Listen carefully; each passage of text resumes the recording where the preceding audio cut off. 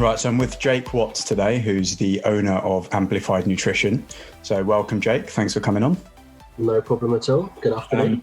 Hello. So for the viewers, can you just give us a bit of a background into you and what you do?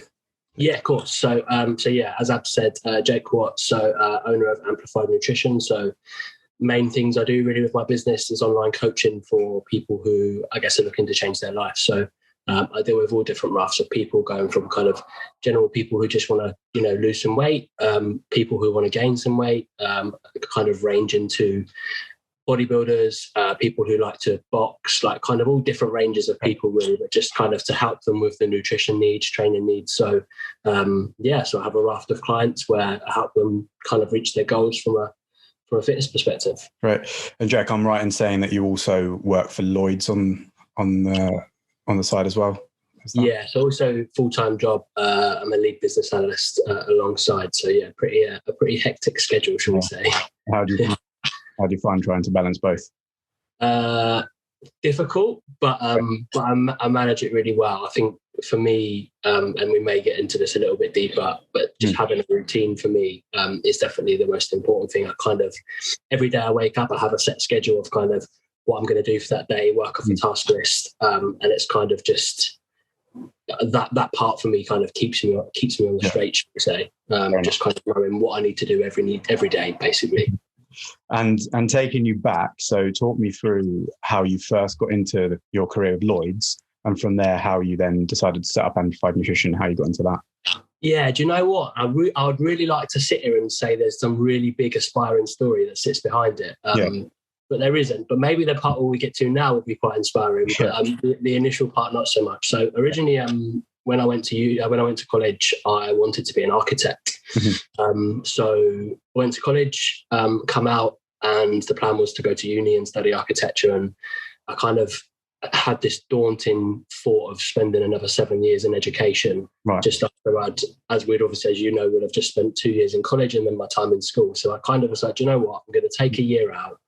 I'm going to go and get a job in somewhere, and just kind of take that year before I kind of knuckle down to go to uni. And then so I ended up getting a job at Lloyd's, kind of wanted to go and work somewhere where I knew it was kind of a good company. I had a couple of family friends that also worked there. So I was like, you know what, I'll go there. So I started on the phones, collecting money I was outbound collecting. So I literally probably spent most of the days listening to voicemails for people that just didn't want to pay.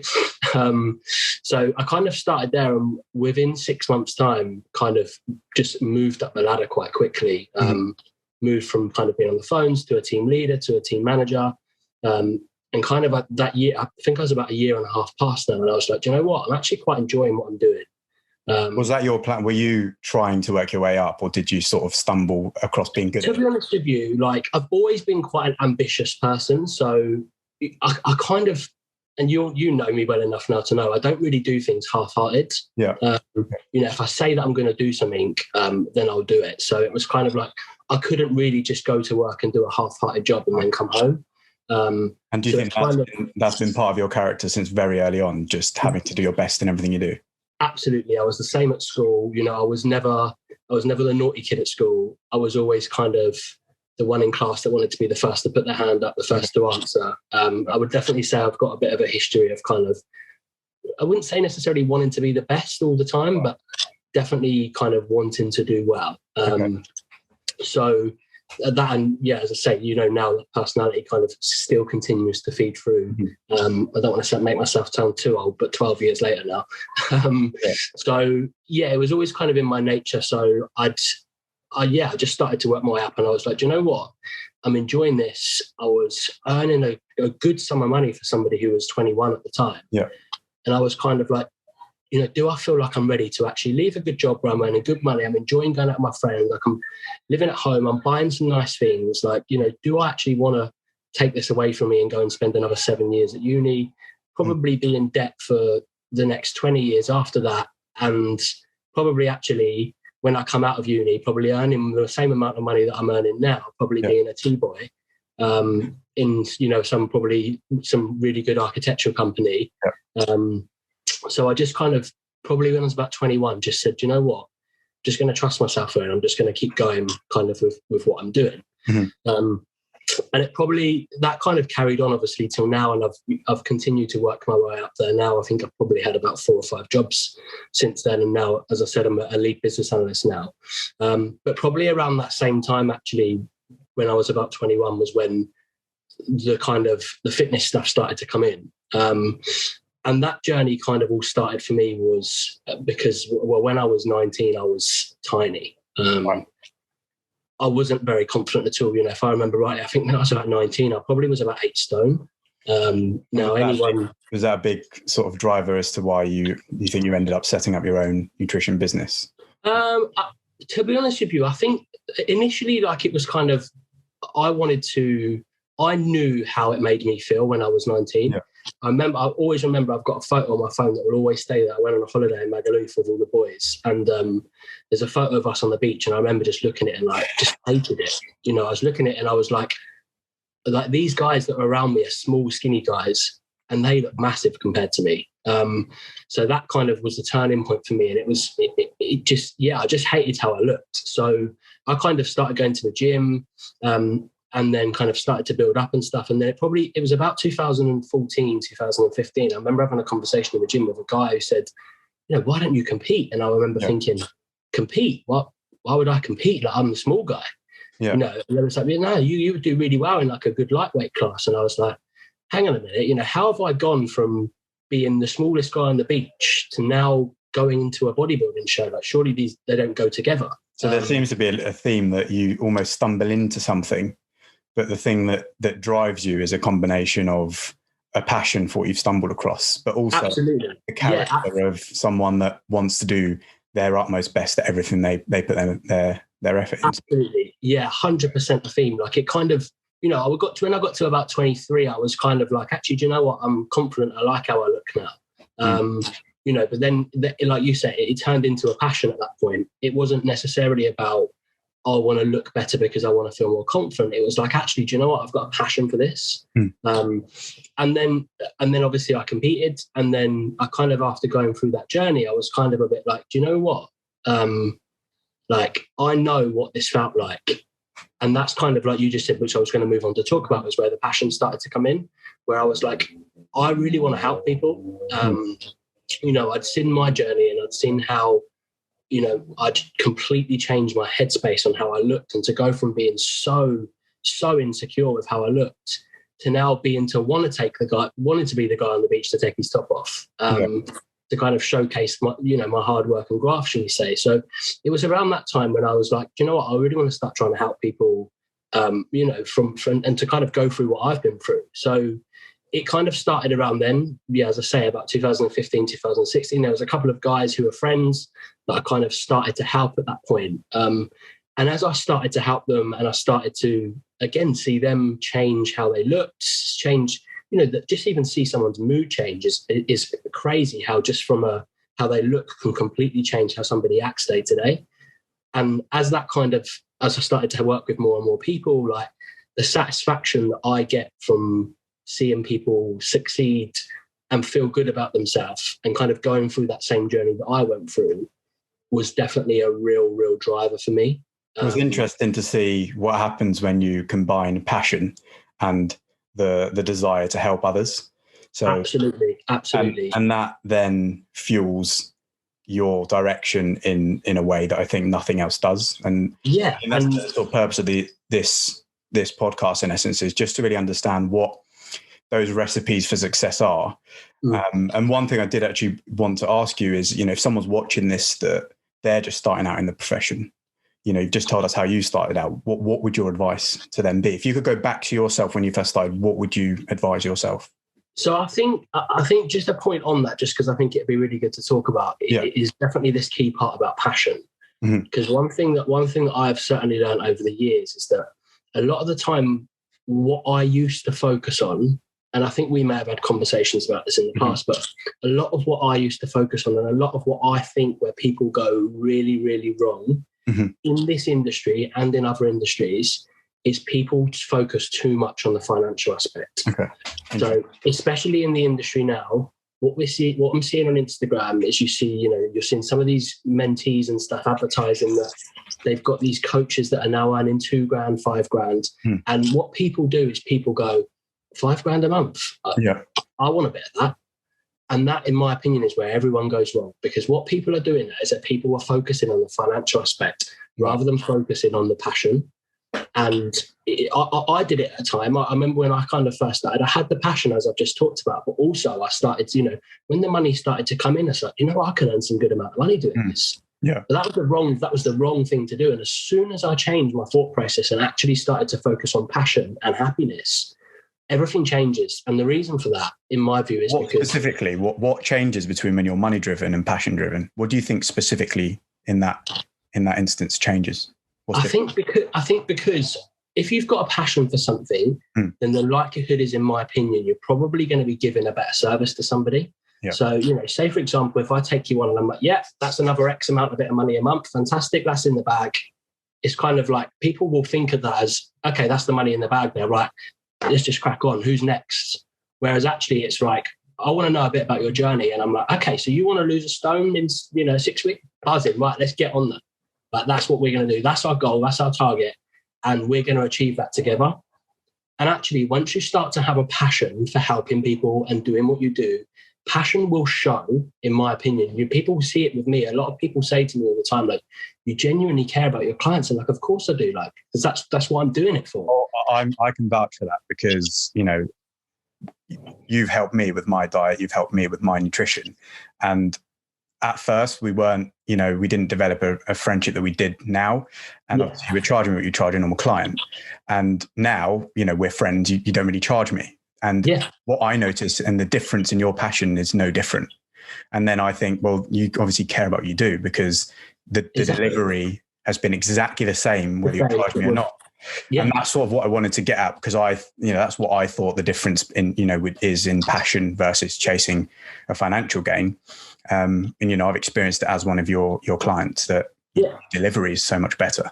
Absolutely. And as soon as I, as I said, I've always had the passion, but as soon as I really started to think like and focus on that aspect of it, I genuinely believe in any business that if you focus on the passion or if you focus on the goal that is not financial driven, you will get the financial aspect through passion. It's interesting actually, because I try and share daily quotes regularly, or at least read them for myself. And the one I saw today said, don't cling on to financials, don't cling on to a company, don't cling on to people, don't cling on to anything specific, cling on to a mission. And then everything comes from that. So if you're driven by a passion and a mission, the rest of it falls into it. That needs to be your obsession, and your passion is the mission. Absolutely. 100%. What would you say your mission is then with what you're doing? My mission, mate, is to help as many people change their life as possible. And I know that sounds cheesy and I know that sounds corny, but when you've been through it and you know what the down days can feel like, when you get to that point where you can get up every day and you can stand there naked and you can look in the mirror and you can go, I'm happy. Yeah. That's massive. Like, it's massive. So many people in this world are so insecure about how they look. So, if I can contribute to change that, that's massive for me. Well, that was the two questions there really that I have off the back of that.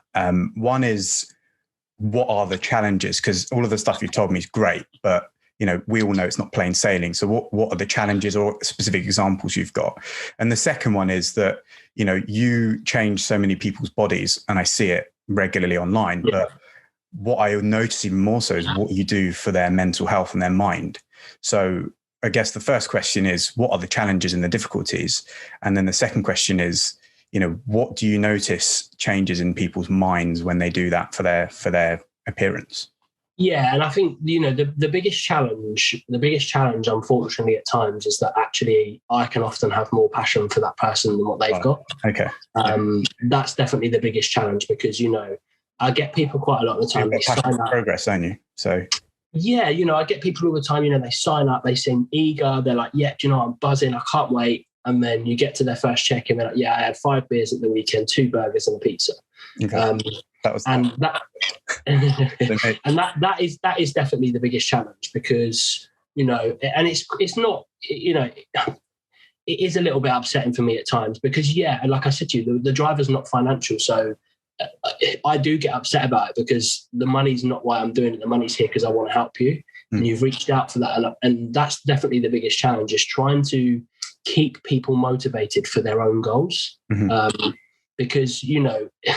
Do you think that you can, and do you think that's your responsibility as a coach, or do you think people need to be motivated themselves for their own goals? They definitely need to be motivated themselves for their own goals. You know, it's not my responsibility, but if I can contribute to help towards that, then absolutely. But people have to take their own accountability themselves. You know, as you know, you can't stop someone from doing something. All you can do is try and help them. Well, it's what you've said. It's how you've got to becoming so successful is your passion and your drive. So I think it's fair to say, and we're agreed on this, that without a passion for a mission or an objective, you're not going to achieve it. And I agree with you, you know, from my profession, seeing when you are more passionate because you can see the potential of someone's achievements more than they are, that's probably the biggest challenge. Is you're not always going to get people to align with what you want or what's absolutely best. Not. Of course not. And, you know, the perfect potion, so we say, is when you add my passion and the other person's got the passion, yes, you get the end result. And, you know, I say to people when they sign up, I say to people, and I don't want this to sound cocky, but I say to people, I will give you everything you need to get you where you need to get to. I can make you that promise right now. If you do everything as I tell you, I will get you to where you need to get to. But you need to also do what I'm also asking from you.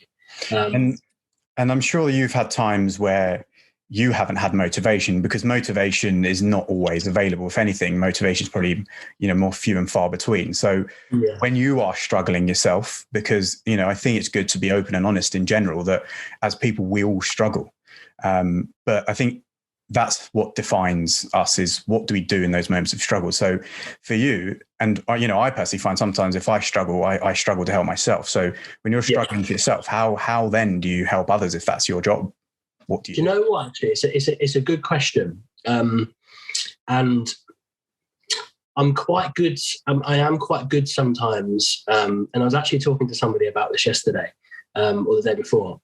I'm very good at detaching my emotion from what I'm doing, you know. So, and again, I don't want this to sound, I don't often have bad days when it comes to eating or stuff like that. You know, I'm very consistent, shall we say, in that sense. I have you know, we all have bad days, like you said. I have bad days when my mood can be down. But I'm very good at detaching that away from what I do, because at the end of the day, I can still have a bad day, but I can also still have that passion for that person to do well.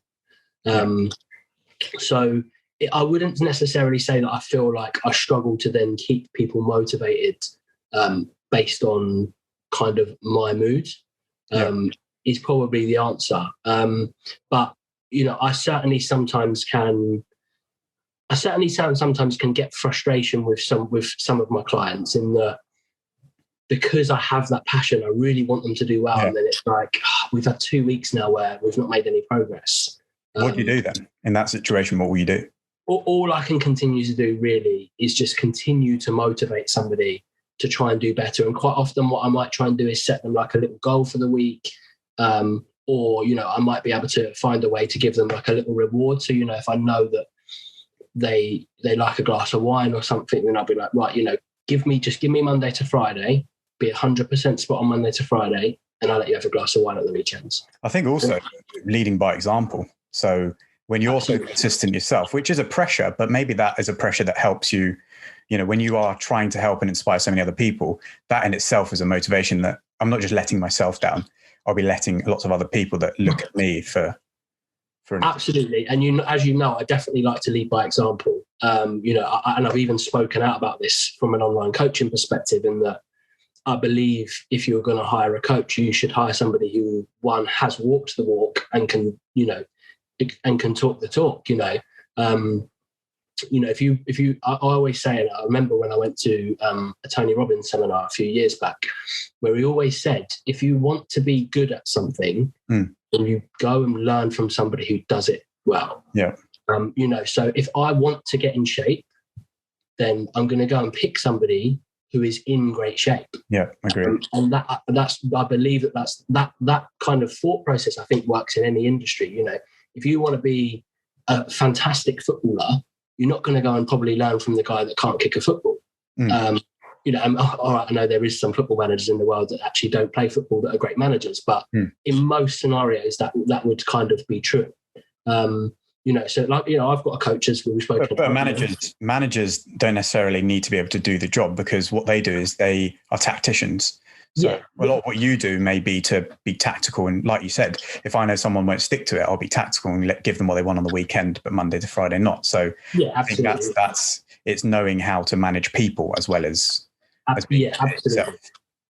So, you know, I'm just trying to think what we was just going back to, but definitely, you know, you have to, the pressure we was talking about. So yeah, you know, do I feel the pressure?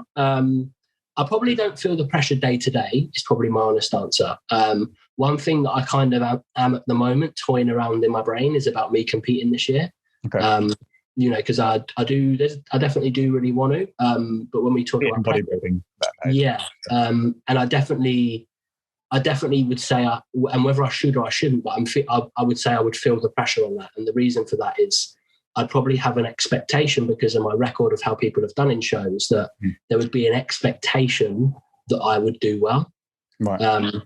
But, you know, and that's probably, that might just be in my own head. But I think if the people are like, you know, when's Jake competing? And it's like, oh, you're going to smash it, you're going to win. Like, and it's like, Do you think then becoming successful sometimes is having to block out the noise that happens from externally and just focus within? For, you know, going back to your point, you know, you're driven clearly by passion and doing what makes you happy. So do you think part of a success is to just have your own version of success and be so affirmed of that? Or do you think you should be listening to other people and directed with what they think? I personally think it should be based on your own. I think a lot of people, unfortunately, in this world get too bogged down by other people's views and opinions. And I do try and block it out. But I probably do block it out, but I also can't help but feel the pressure. But, you know, I definitely have my own goals of how I would expect that show to go. And that probably wouldn't marry up to what other people's expectations are, but like, I'm kind of okay with that.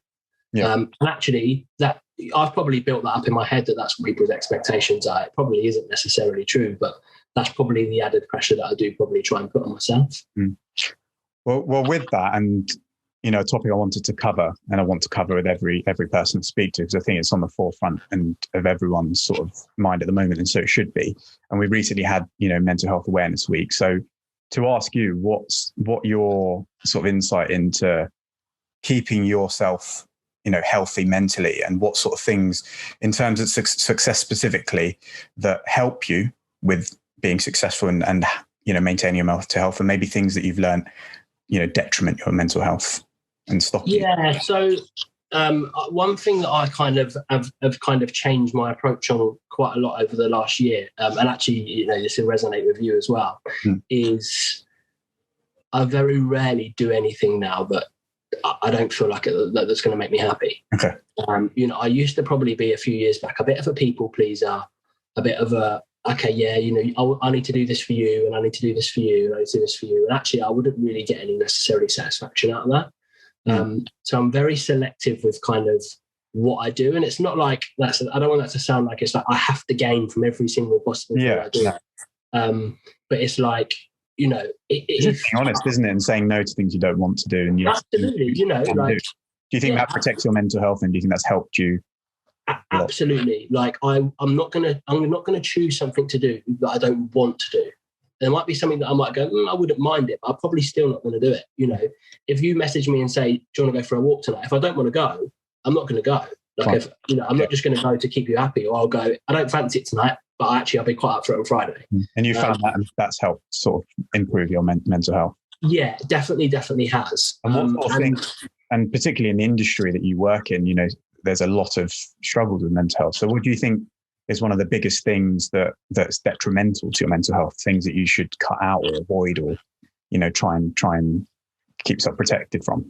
So do you know what? It's a tough question for me to answer. I think one thing, and that I probably have done a lot over the last couple of years, and this is probably quite deep, but, and it's not necessarily related to my industry, so maybe we'll just come back in a minute, but this is just something that sprung to mind recently. Something over the past few years that I've really changed is kind of my circle. And it's really interesting now, kind of my circle of friends now compared to what it was maybe 2 or 3 years ago. I think for me, you know, I surround myself now with people that only bring positivity to my life. I was in a period a few years back where, you know, I remember there was times where I might maybe upload a photo of my progress on Instagram, and all of my mates who were supposed to be my mates would like take the piss.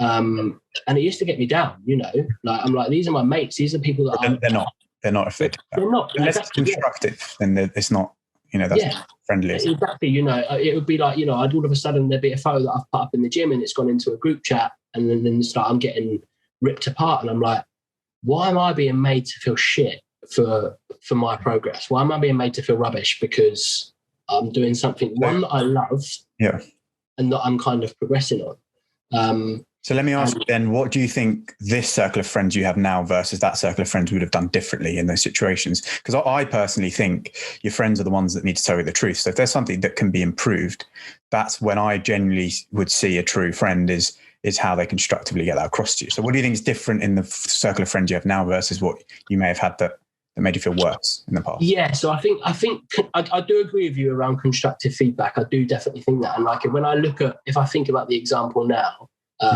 you know, I've got one of my friends in particular who, you know, if I say I'm talking about how I'm doing from a bodybuilding perspective, will give me very constructive feedback. And he's kind of the person that I would want that from, because one, I respect him in the industry, and I respect his opinion. You know, whereas, and then I guess if I look at the rest of the circle of friends now, you know, it's just motivating, complimentary. Like, you know, I get my mates now, like, you know, yourself included, you know, like when I might put a photo up, you know, I get direct messages from you guys saying, mate, you look epic, like massive, well done, you look unreal.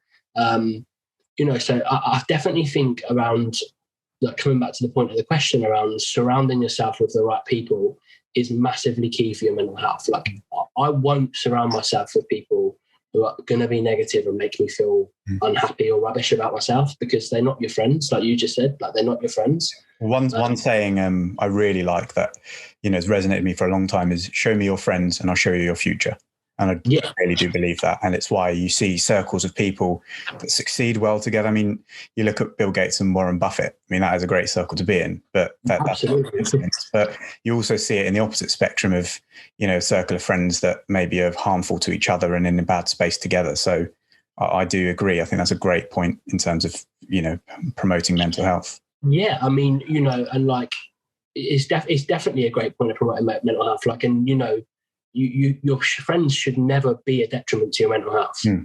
That should never be a thing. Well, then they're not friends. Yeah, they're not. Exactly. Or at the very least, if you tell them that this, you should be able to communicate and say, this is hurting me or this is making me feel worse.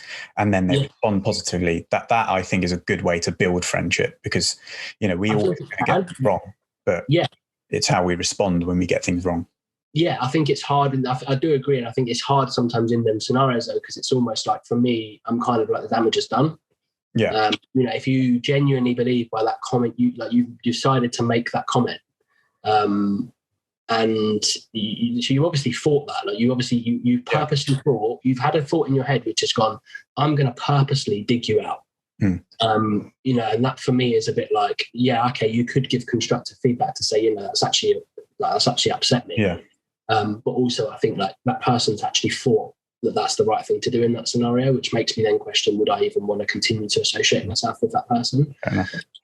So I definitely think just obviously what we said around the circle of friends. I think also just for me, one thing that's really, really key for me, and I mentioned it earlier on, is just things like routine. That definitely keeps my mental health on the straight. Just in terms of, you know, I have the same time I wake up every day. I have the same kind of schedule of when I'm going to eat. I have the same schedule plan of when I'm going to go to the gym. You know, and that for me, having that routine, because I think when you have routine, it doesn't then kind of make you feel all over the place. It's predictable. You're not going to do a routine that doesn't work well for you. So if your routine works, then, you know, if it's not broken, fix it. So Yeah, absolutely. So I think that's definitely a key point for me. And, without it being cliche for what we're talking about, but I genuinely do believe kind of your health and nutrition will make a world of difference to that. But it's scientifically proven, isn't it? That absolutely, absolutely. If you're going to sit there and eat, if you're going to sit there and eat rubbish food, what do you think is going to happen? You're going to feel rubbish. Like the same concept as, if you absorb rubbish, things for your mind, you're going to struggle mentally. It's the same thing for your body. But if you feed your mind and your body positivity and good things, absolutely. If you sit there and listen to a podcast of a guy who was down and in the dumps and he's now completely changed his life around, he's a millionaire and he's helps this many people and he does this and that, like, what's that going to do for your brain? It's going to make you feel fantastic. If you go and watch something which talks about people being really miserable and how they hate their life and blah blah blah, then again, if you feed yourself with that, then you're going to continue to think like that. And it's the same with food. It's absolutely right. If you eat a McDonald's breakfast every day and then you have a KFC for lunch and then you have a pizza for dinner, like, you're going to feel rubbish. Like, there's no doubt about that. And it is mad sometimes the amount of people I take on where after the first week they're like I can't believe how good I feel. I've got more energy, I'm more awake. I don't feel sluggish, and again, all of those factors are going to massively contribute to your overall well-being. Like, if you feel good and you feel great, it's highly unlikely you're probably going to then actually mentally be in a rubbish place. Yeah, no, I completely agree. Well, one other question I've got for you then, Jake, is, obviously you've done very well for yourself, and along the way you would have learned some things in regards to your finances. So let me ask you, from a financial planning perspective, what sort of things have you learned along the way to avoid, or what sort of things have you learned work really well to sort of help in terms of financial planning more specifically? So I must admit, which is considering I work in a bank, actually, when I first started my own business, I didn't really have a clue about what I was doing. I don't think many people do, in fairness, and this is another reason why I wanted to get insights from people, because it just helps anyone who's about to embark on that just to have a sort of almost a head start. And absolutely. From people that are doing it well. Yeah, absolutely. I literally didn't have a clue. I think even when I first started out, I remember maybe even talking to you and saying, like, how do I start this? How do I start a business? Like, what do I even have to do? How do I pay tax? How do I set up a business? What does expenses mean? Like, how do you do expenses? Like, what is included within that? I definitely don't think there's enough kind of information out there for that kind of stuff. I feel like quite a lot of the time it's kind of relied on either financial advisors like yourself or like accountants to kind of just do that for you. And actually, I think a lot of the time it's probably actually, well, it's not that complex. So you'd say planning is probably, with your finances, is it planning and having the right professionals basically is sounds like what you're saying in terms of what you would advise having to do if. Yeah, absolutely. I definitely would be the case. Like, I think, as I say, there just wasn't really enough information or anything out there for me to kind of know what I was doing going forward. So to wrap up, and I've really enjoyed doing this, and I think there's a lot of insight in there on things to do and things not to do. But to wrap up, one general bit of life advice, if you had someone that was starting out, let's say in your profession, and you could only give them one piece of life advice, what would that be? And I know this is a tough question to ask because there's usually more than one, but this is how you get to know the best ones, because if you could only give one. Yeah, and I feel like I don't really want to repeat myself too much, but I'm massively on to the passion thing that we spoke about earlier. Like, genuinely, if for anybody that does watch this, like, if you're looking to start out something new or start out a business, do not do it because you think you can earn loads of money, or do not do it because you think it's going to bring you in loads of money. You need to do it because you love it. And there may be some people, that have achieved that goal of, let me make as much money as I can, and then what they, later in life, it's like, well, I'm not passionate about what I do, so the money means nothing to me. Absolutely. So even later in life, you may not be embarked. You may be halfway through a career and think, I just don't love or enjoy this. Yeah, and you hear it all the time. You hear it all the time where rich people are so unhappy, and it's like not all rich people are unhappy, but and what is riches? Is it monetary or is it happiness and yeah, like passion and happiness? Like, and I think like when we look at people like Jeff Bezos and like Elon Musk and stuff, like those guys are still day in day out continuing to become better and better and better. They're not driven by money because they've got so much money, they can do whatever they want, whenever they want, at any point. And they've probably been able to do that for 2 years, 3 years. They can go and buy what house they want. They can go and buy what car they want. They can go and buy an island if they want. They don't really tend to do that, do they? No, but their driver is not money. They're not, I mean, I might be wrong, but I don't think that their drivers are money. They don't go, do you know what? I earn 10 billion. I want to earn 15 billion. Agreed. That's not their driver. Their driver, the people like Elon Musk, for example, his driver is going to be, I want to change the world. I want people to say, Elon Musk is the first person to do this. Jeff Bezos is the first person to do this. Like those guys will be driven on their passion. And that passion might be, like I say, to change the world or to be able to do something. Look when Amazon Prime come in, like the world went crazy. Like, you can order something and get it, you can get it within the next day, like wherever you are in the whole of the country. Yeah. Jeff Bezos' driver wouldn't have been, all right, if I do Amazon Prime, I can make an extra 5 million a year. I don't think he would have even imagined how much you actually would have ended up making. So of course he wouldn't. I probably wouldn't have even thought about that because it wouldn't have been about that for him. It would have been about the fact that he's got a passion to do something that nobody else has done. Maybe one day I'll be able to actually ask him and get him on. Maybe that'd be nice. Maybe you'll get him on this podcast. Yeah. But genuinely, like, these guys and stuff, they might be the richest people in the world, but there is no way that they're driven based on a financial aspect. Like, they are driven because they have a passion for what they're doing.